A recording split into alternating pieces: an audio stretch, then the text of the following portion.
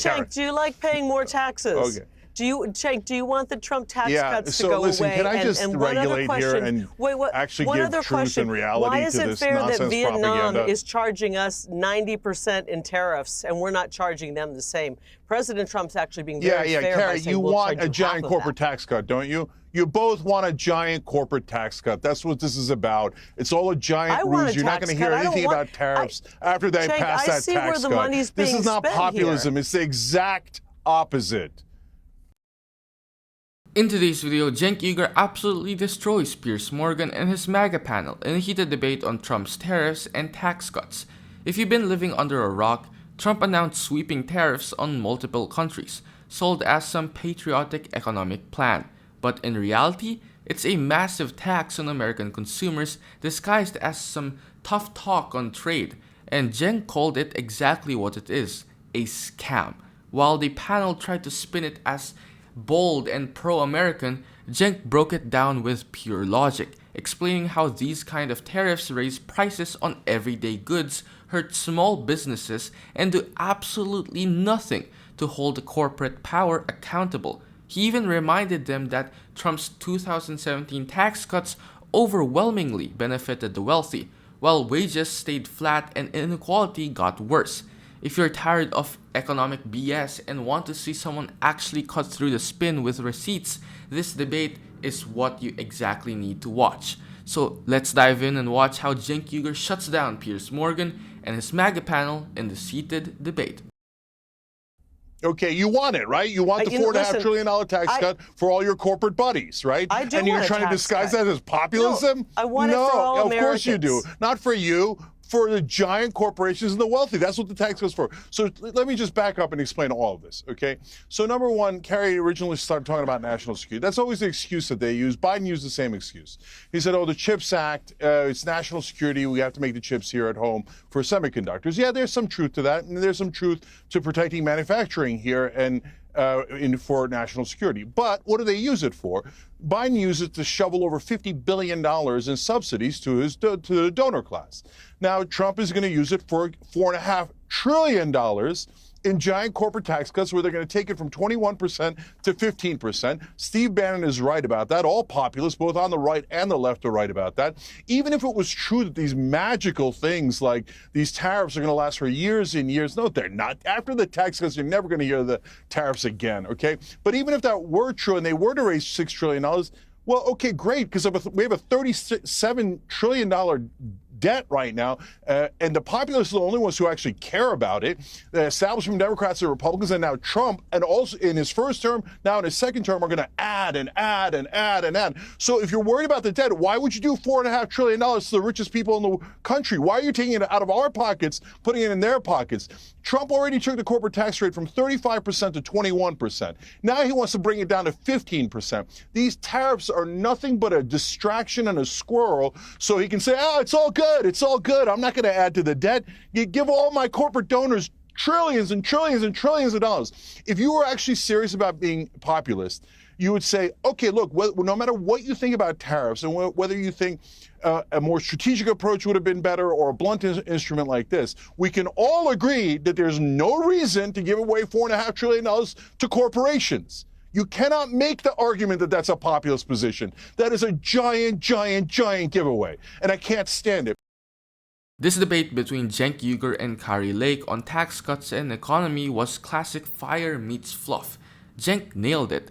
He cut straight through the nonsense and called it what it is, a giant corporate giveaway disguised as economic patriotism. Kari tried to make it sound like Trump's tariffs and tax cuts are somehow helping working Americans, but Cenk hit her with the truth.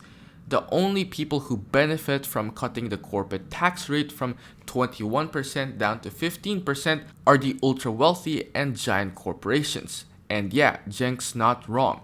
Trump already slashed the corporate tax rate from 35% to 21% in 2017. And what happened? Corporations made record profits, executives got bonuses, and the national debt kept climbing. According to the nonpartisan Congressional Budget Office, those tax cuts added nearly $2 trillion to the deficit, while wages for regular Americans barely budged. And look, Even if the tariffs raise $6 trillion like Trump's team claims, how does it make sense to turn around and hand most of that back to billionaires in the form of tax cuts? That's not fixing the economy, that's looting it while everyone's looking the other way. And Batya, the way that Wall Street works, and believe me, I'm no friend of Wall Street. Hold on. Well. The way that Wall Street works is, why does the stock market go down? It's not because it's a cabal and they get together and they're like, should we punish Trump? No, the price of aluminum goes up when you do the tariff. So what does that affect? For one of the things that it affects is beer, because the cans are made out of aluminum. So then I read a story today about how both on the Canadian side and the American side, they're worried about how the price of beer is going to go up. And also true of energy, so the price of gas is going to go up. So when that happens, the shares of those companies, beer companies, Coke, oil companies, et cetera, they go down a little bit because they know they're going to sell less because their prices are going to be higher and the economy is going to be hurt by it. They have that normal reaction to it.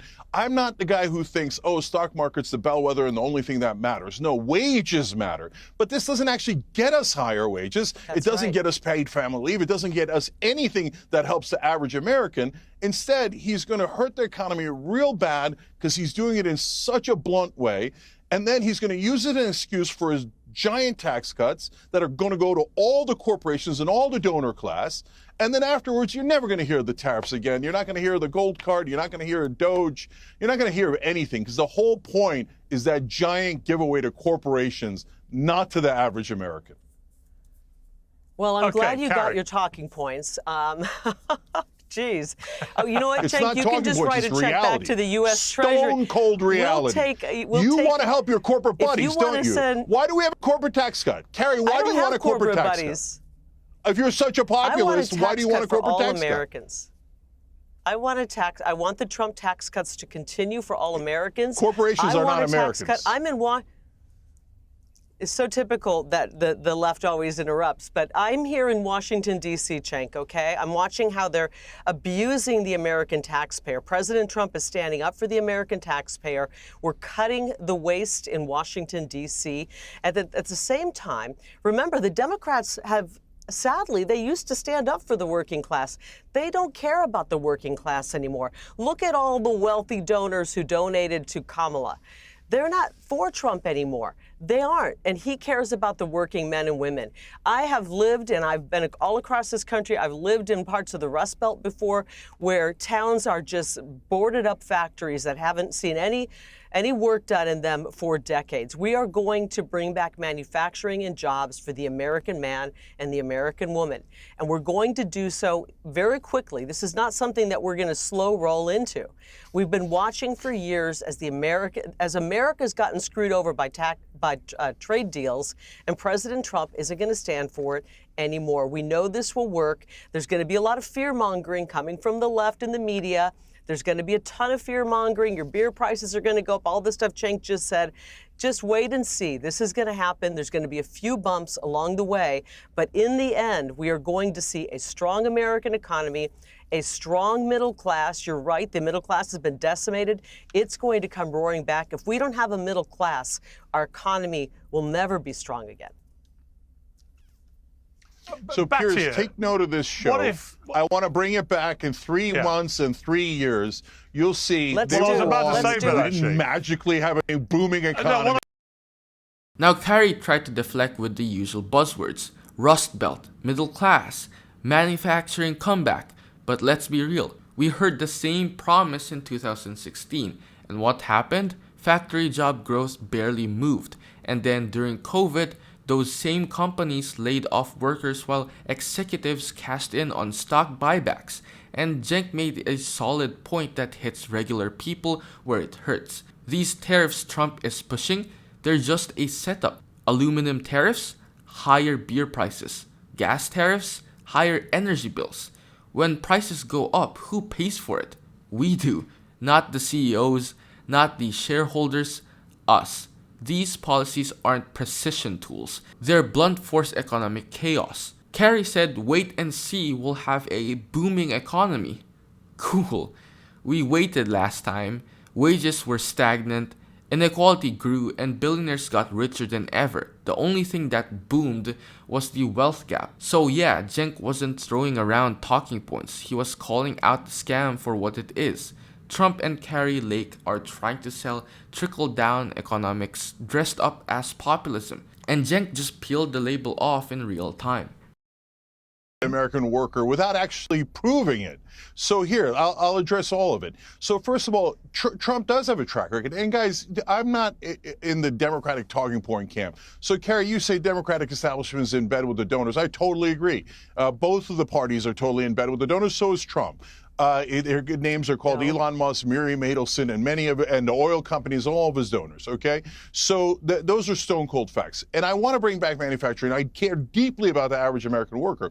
But Trump has a track record of with the deficit. What did he do last time? He had over $8 trillion.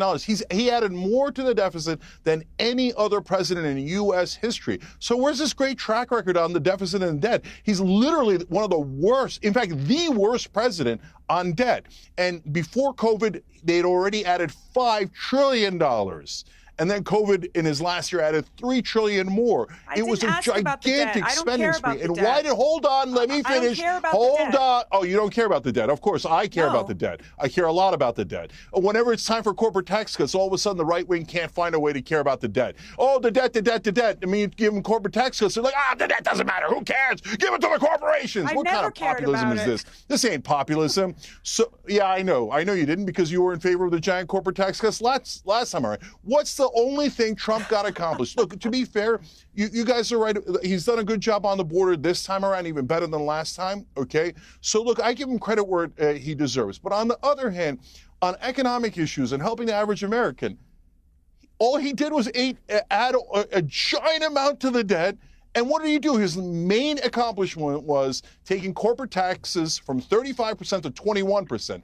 Now he wants to take them down to 15%. There's a reason why hold on, you asked me a question, let me answer it. Okay. There's a reason why right-wing populists are also upset about it, because that's not the right way to go. There's no way that you're going to rebuild the American middle class by doing trickle-down economic nonsense where you give it all to the rich and hope that it trickles on us later. So the way to rebuib manufacturing is this is not being given all to the rich. I don't know what industries. You didn't answer the question. Okay, so I'm answering it right now. How do you rebuild it? I don't think the tariffs are out of the question at all. I think that you could do targeted tariffs based on the industry you're trying to rebuild. And you have to have the mindset of this has to last at least 2-3 years, or until both sides take the tariffs off. But they're not going to last 2 or 3 years. You know Trump, the minute he loses, by the way, his economic numbers are now in the toilet, so he's in a world of hurt there. This is all a giant ruse. And then the minute the tax cuts are in, look, but the thing is, what's going to happen is we've got an Alan. We've got hold on. You're going to love this, Piers. We've got an Alan Lichtman kind of situation here, where they're claiming that magically corporate tax cuts are populist and are not going to add to the debt. When you guys are all wrong, and they take the tariffs away after the corporate tax cuts, and the corporate tax cuts destroy the debt and the deficit, are you guys going to come back and apologize for being comically wrong? Batya, like most of the MAGA right, tried to spin Trump's economic record as some kind of win for the working class, but Cenk cut right through the noise. Trump added over $8 trillion to the national debt, more than any president in US history. And that wasn't just because of COVID. By the time the pandemic hit, he had already added around $5 trillion. So when these folks say they care about the debt, they really mean only when it's convenient. Definitely not when they're handing massive tax breaks to the wealthiest corporations. Cenk also pointed out something crucial that Batya tried to dodge. Trump's biggest legislative accomplishment in office wasn't infrastructure, wasn't healthcare reform. It was a giant corporate tax cut. That's not a win for Main Street. That's a win for Wall Street. And let's not forget, real working class economic policy means raising wages, investing in green jobs, paid family leaves, healthcare access, and tax fairness, not making beer and gas more expensive with tariffs while billionaires get more tax breaks. Cenk didn't just win the debate, he exposed how hollow the MAGA economic populism narrative really is. It's all branding, no substance. If you're serious about helping workers, you don't start by handing the rich another tax cut. Pause. Are you getting tired of getting half the story from biased news sources? One outlet says one thing and another says the complete opposite. How are you supposed to know what's actually true? That's where ground news comes in. It lets you compare how different media outlets, left, right, and center are covering the same story. So you can see the full picture instead of just the echo chamber. And here's the best part. Click the link in the description and get 40% off the Vantage tier, which gives you even deeper insights into media bias and political trends. Stay informed, think for yourself, and check out ground news in the description down below.